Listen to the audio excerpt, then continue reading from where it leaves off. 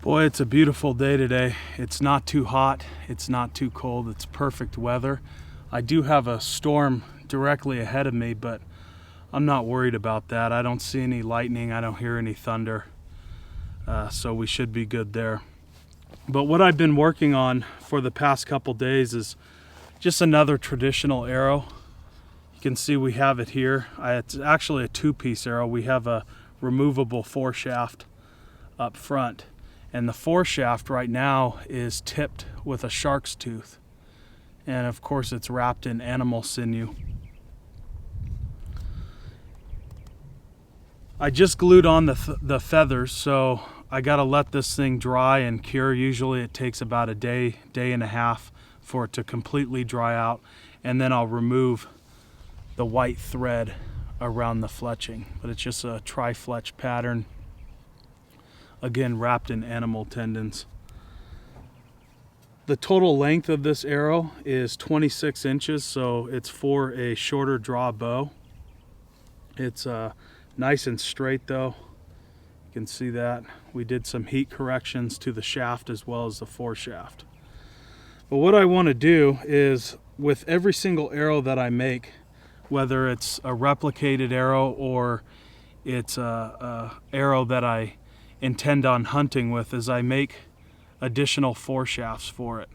So this foreshaft, of course, as we just explained, it's tipped with a shark's tooth, but this one I'm going to make a straight wooden foreshaft. And all across America, especially in the West Coast and the Southwest, it was very typical for those old guys to hunt with straight wooden foreshafts that are just tipped and carved out.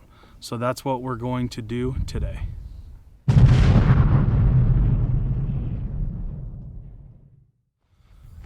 So when selecting a foreshaft, there's a few different things that I look for.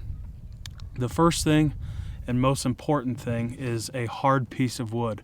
We want the weight to drive forward into the object. So in this case we have a piece of oak. I look for the profile and the circumference of the foreshaft, and then I also look at the grain. I want to make sure the grain is nice and straight. I don't want any bending off to the left or the right, especially when carving intricate designs, because that could very well splinter off to either side if the grain is all twisted. So that's important when selecting your foreshaft.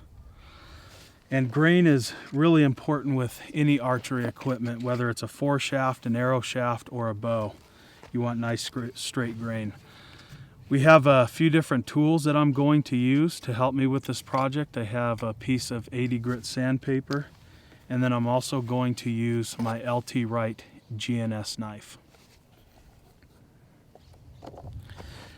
I've already started here. I went ahead and I etched out just a circle around our foreshaft where the end of the main shaft meets the foreshaft. And I'm just removing material, again, nice and slow. Primitive crafts do take time, and that's okay because it humbles us.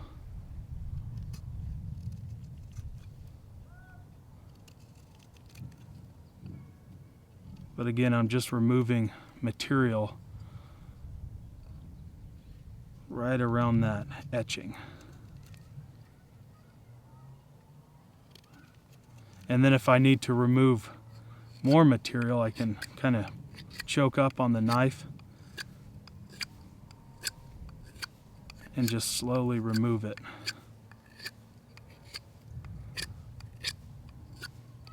I'm going to thin this rat tail out quite a bit.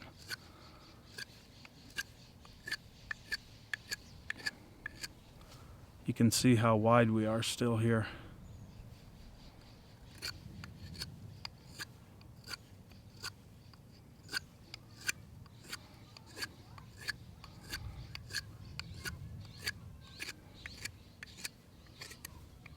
And I'll just continue on until this bottom part is finished.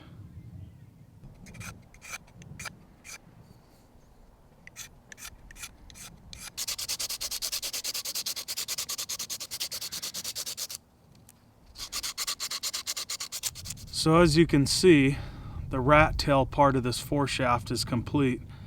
It fits in the arrow shaft quite nice, and it's secure. So that's the biggest thing, is making it fit nice and tight without it moving around, or when you take the arrow and you shake it upside down, it doesn't just drop out on the floor.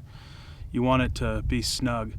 So at this point, what I want to do is I want to start flattening out the top and the bottom of this foreshaft.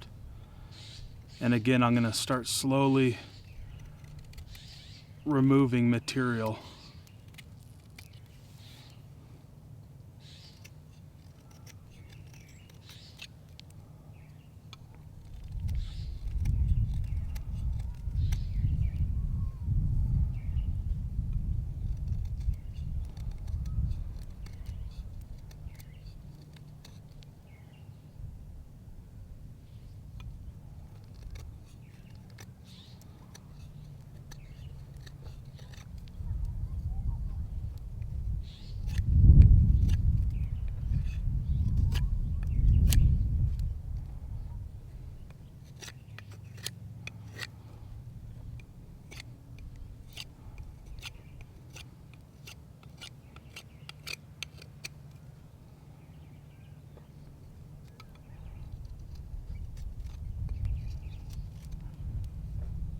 And then I'll check it as I go.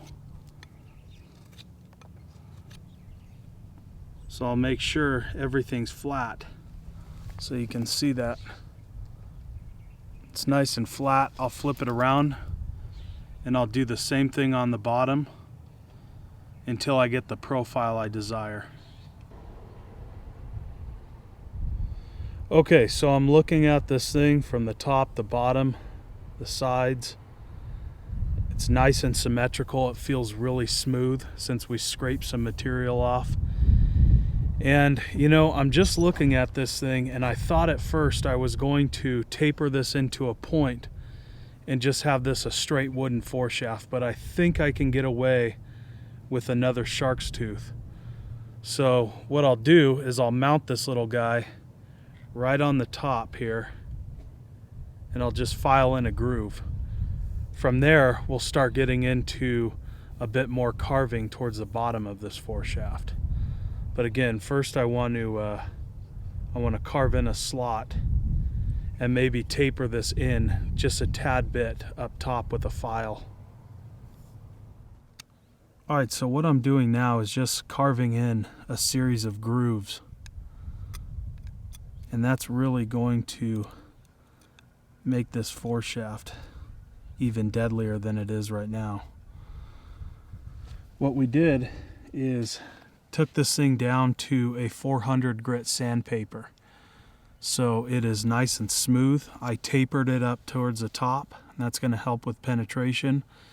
And then of course filed in a knock up top for that shark's tooth. But again, by carving a series of grooves on either one side or both sides, that will make this foreshaft absolutely deadly. So we'll go ahead and do that right now and continue on here. And all I do is I just start removing a bit of wood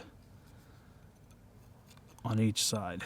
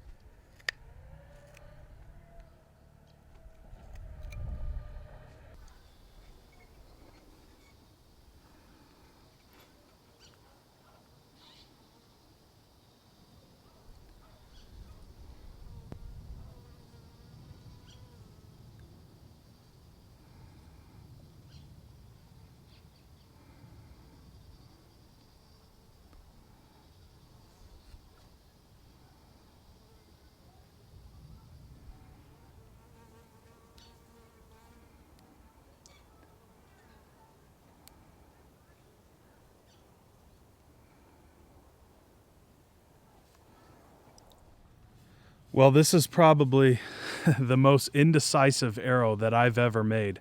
At first, we were just going to do a straight wood foreshaft, then a shark's tooth, and finally we have a 3-inch agate stone point. And in combination with the intricate design we have on the wooden foreshaft, this thing would be absolutely deadly with the right bow. And I'm fully confident with the right bow, this would take down any size game animal in the entire United States. So you can see how that looks. Absolutely wicked. And that's a good thing about a removable foreshaft. We can just take the larger game foreshaft out, and the shark's tooth would be great for small game, even medium-sized game. And then again, if we're hunting bear or elk, this is the foreshaft that I would want to use.